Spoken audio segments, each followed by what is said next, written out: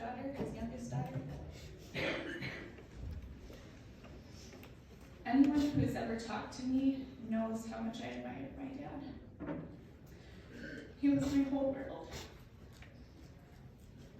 Within minutes of a conversation, you would hear a story about him, an accomplishment he made, or a philosophy he shared that I just couldn't help but pass on. No matter the topic, and without realizing it, I made sure he was present in more of my conversations than not. Until now, I've never had to put into words why that was. Parents have a way of making you feel what is beyond words.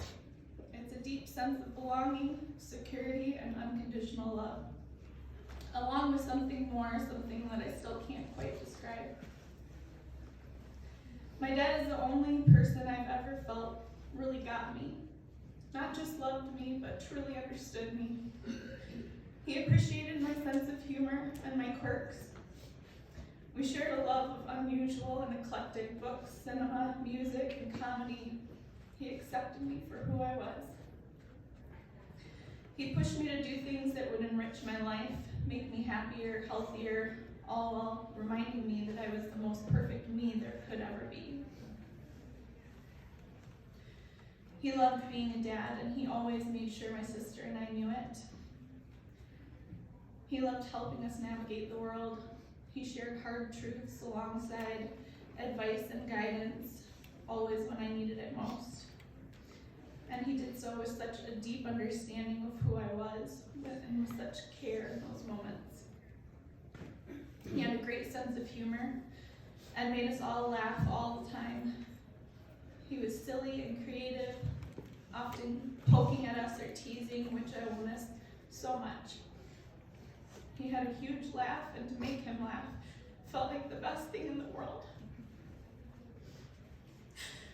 One of the things I always admired was that my dad never tried to be anyone other than who he was. He never tried to fit in, and because of that, he never excluded anybody. Whether he was talking to a stranger, a kid he worked with, or a lifelong friend, he treated everyone with dignity and respect.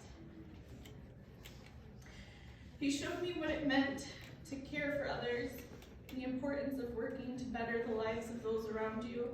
He never waited to be asked for help. If he saw a need, he offered whatever he could to make things better. And he had a huge heart, even for the tiniest of creatures. I was so fortunate to grow up with that as my example.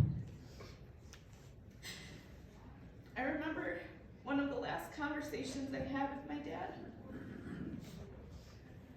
I was driving in my car and called him to talk, as I often did.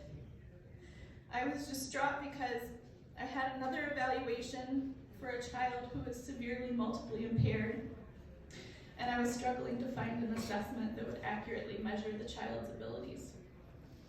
This is a common problem when working with the population that I work with.